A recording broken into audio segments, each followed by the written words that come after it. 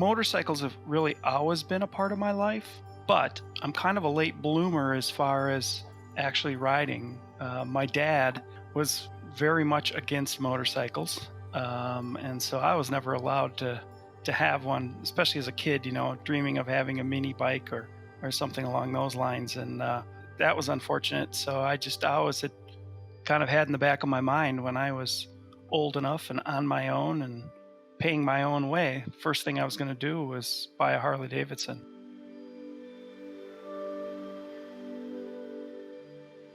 So my name is Bill Rodencal. I'm the lead for museum collections at the Harley-Davidson Museum in Milwaukee, Wisconsin, and work at the Harley-Davidson Archives.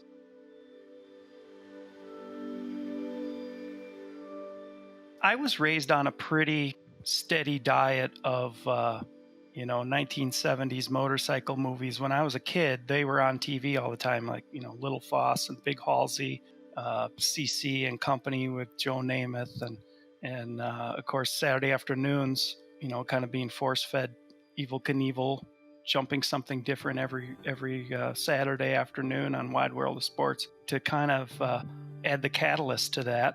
I'm the baby of the family, so my brothers and sister are all a lot older than I am. My parents are kind of World War II era people, and so my brother, my oldest brother, was in college in the early 70s, and he had a 1972 Harley-Davidson FX Superglide and rode with a bunch of guys. And so right after college, he kind of lived in Chicago, and he and the guys would ride up to visit, mom and dad on the weekend, and we'd have all these motorcycles in our driveway. And the one that really I'll never forget, he had a buddy named G, and he had a white Sportster chopper with like a 10 over Springer on it, and it was just, as being like a 7-year-old kid, it was the greatest thing on earth. And then having them pop you on the seat of that and let you sit on that that's it. If that doesn't do it for you, nothing will.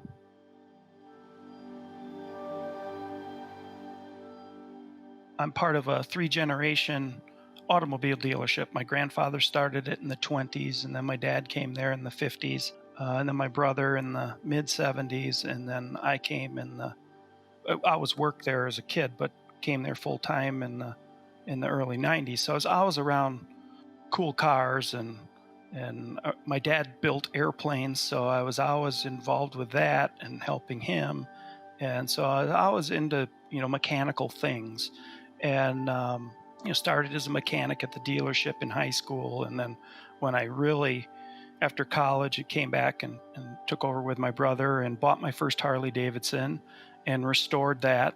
And that was really the beginning of it. I had a really good friend who had a 1944 Knucklehead and would go to swap meets with him when I was looking for parts for the Sportster, and just got the bug for old Harley-Davidsons. There's a lot to be said about the timelessness of the look of them. And I love all great timeless things, like a 1936 Cord or a 32 Duesenberg, the Winnie Mae, great airplanes, great cars, great motorcycles. And I'd restored cars and everything. And motorcycles were just so great because they took up less space. You could put them in a bead blast cabinet. You could do all the things. They weren't rusty like as much as cars were, at least Wisconsin cars. So I really got that bug for antiques, and got my first antique in, I believe it was about 98, and restored that all in. The chips were all in. And so I started a business machining and manufacturing parts, because there were a lot of parts I couldn't get. So I started kind of remanufacturing obsolete parts and selling them to people all over the world. And that's what really, got me entrenched pretty deep in it.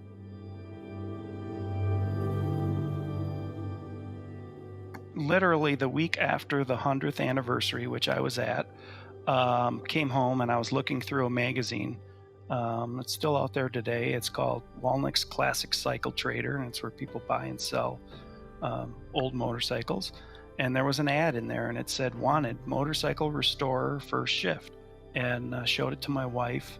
Wasn't looking for a job, was completely happy where I was at, and she was happy with her family business. But when we would sit at swap meets, me and my buddies, we'd always laugh, like, if you won the lottery, what would you do?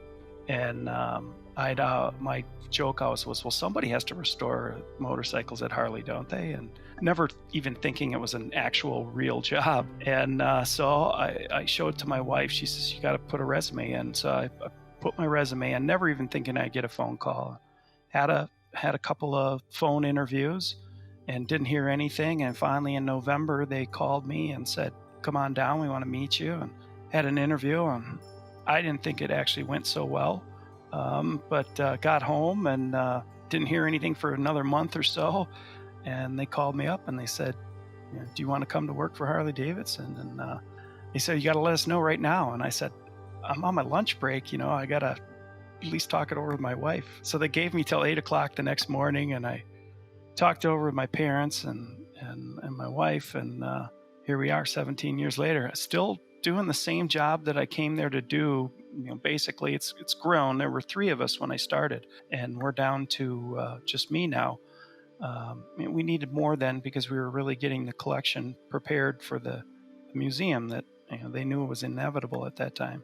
My job's changed obviously with the museum, but in a nutshell, I guess I'm the caretaker of the company's historic bike collection at this point in time. There's been people before me, there'll be people after me.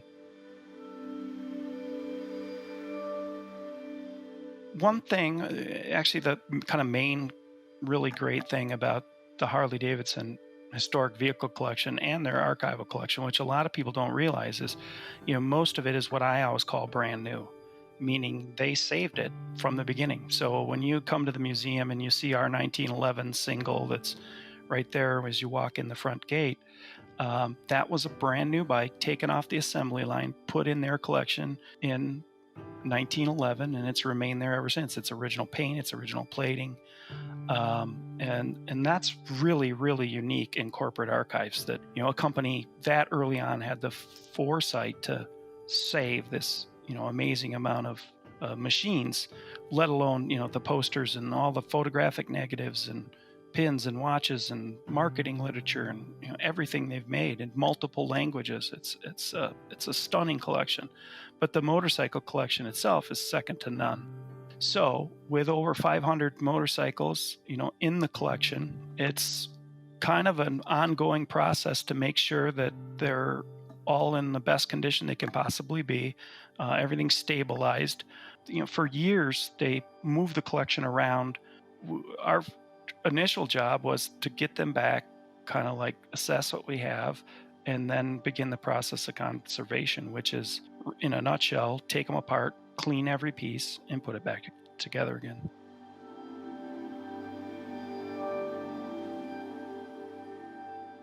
Robert Henri said an artist without an imagination is a mechanic. And so I like to consider what I do a bit of an art, trying to resurrect something and make it, literally what it once was, or trying to keep it what it once was for as long as possible. And there's science to it, because you're dealing with all these different materials that are affected by temperature and humidity and moisture and pestilence and all these different things in different ways. Iron likes things really dry, but rubber likes things really wet. So just the environment that we store them in, trying to find a happy medium there, is part of the job. So we're always monitoring and measuring what temperature and what humidity is. And we've got incredible HVAC at the museum. And so there's all kinds of stuff like that. And the other thing, what a lot of people don't realize is, this is a working collection. We use it to support the company in a lot of different ways. We do part fitment for service parts. If, maybe we get a different vendor that's making a brake line, being that we make parts, service parts, replacement parts that go way back in our catalog, we have the ability to take maybe a new vendor gives us a prototype piece, and we'll be able to fit it on several models. For instance, our standard solo seat, which you can see on a 1925 Harley J or a 1941 FL or on a 2009 Crossbones is the same exact seat pan made by the same company, made it in 1925, and they make it for us today. And you can go buy that part at a dealer. If their die wears out that stamps that pan and they make a new one, they'll bring us kind of a test pan, and we'll fit it on a 1925 and a 1941 and a 2009 Crossbones. And if it fits, we're good to go. And if it doesn't, we go back to the drawing board and make a different one and make changes, so we don't go produce 10,000 pieces of something that won't work.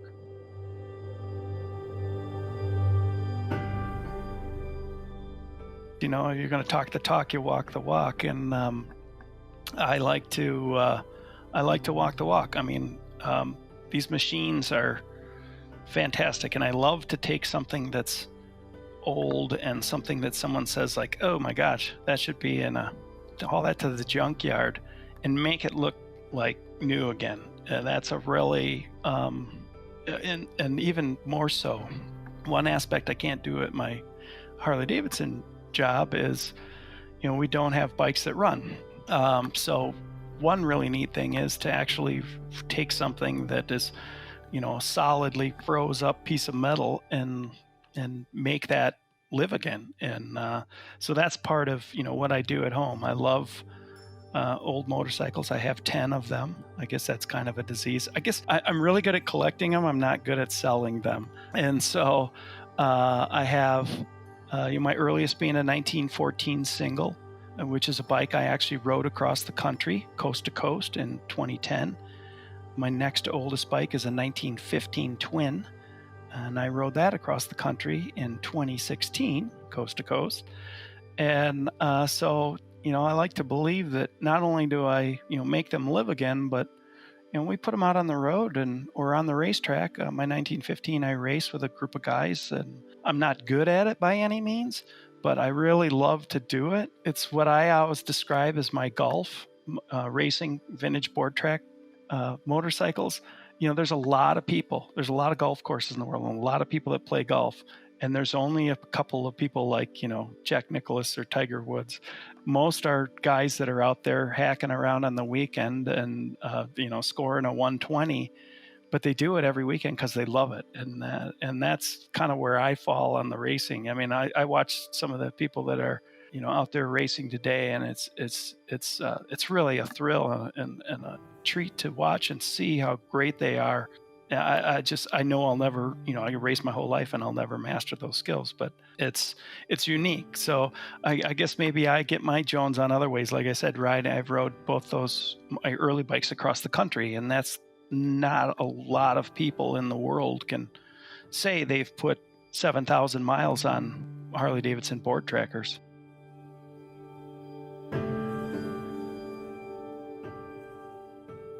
That's what's so great about the museum, is that it really is a reflection of motorcycling in general. Motorcycle riding isn't getting on a bike by yourself. Well, for some people it might be, but getting on a bike and going from point A to point B, that's commuting.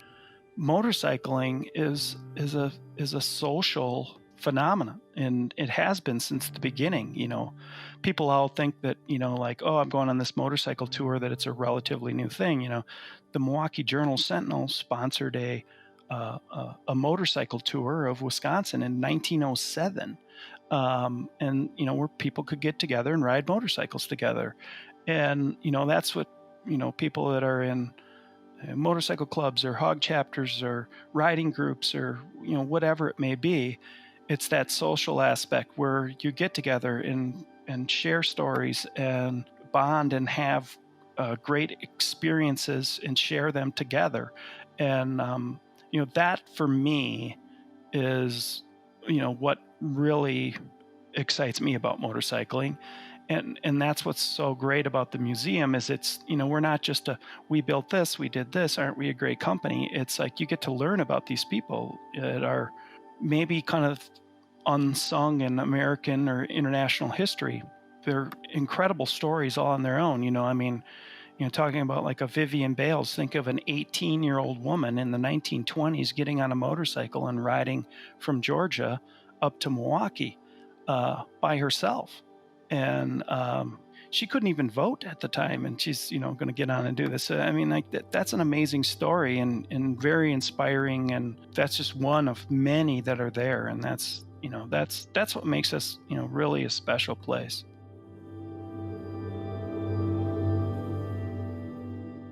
How riding early bikes across the country came about. A guy by the name of, and a friend of mine who's no longer with us, Lonnie Isom Jr., came up to me one time. I think it was about 2008 or 9, and he said, "I'm thinking about doing a ride across the country, but it's all going to be on pre-1915 motorcycles. What do you think?" And I said, "I think you're crazy, but I'm totally in." And so I was, I think it was finally January of that year. He came of 2010, and he said, "Hey, we're going to do it. Are you in? It's $500, and you got to have a bike, and here's the rules." And so I think 70 some of us signed up. 44 of us showed up to the starting line in Kitty Hawk, and it had never been done, which was really so no one knew what to expect. Subsequently, they've done it every 2 years now. But that first year, there were guys that didn't make it out of the parking lot, and there were guys that had perfect scores and made it all the way across the country. Let's just say that what's going through your head when you're on something like you got a lot of time to think when you're going across America at 35 miles an hour. And you see everything, because the terrain changes. You might have a morning where you wake up and leave and it's 32 degrees, and by the end of the day you're in Oklahoma and it's 100 degrees. And so it was all on crazy back roads, and again that was all part of it. But the end of the night, when everybody's in the parking lot and they're working on their bikes and everybody's trying to help everybody get theirs going the next day so we could do it again, that's the things that I'll remember. The ride, I remember certain points of it, but boy, I remember those parking lots, that, and everybody just, "Did you see that today? Did you see this?" And just sharing the stories of the day, and there was nothing like it. And I mean, when you got to the end, we're on Santa Monica Pier, the people that came out to greet us, and I mean, Karen Davidson was there and gave me a big hug, and we shared some champagne, and it's just and what really made it special for me is our kids were homeschooled at the time, and were their whole lives, and so they came along as part of my pit crew, and my wife drove the support minivan, and the kids were there with it, and we all got together and worked on the bike at the end of the day. And it was, not only did I get to do it with a bunch of great people, I got to do it with my family as well.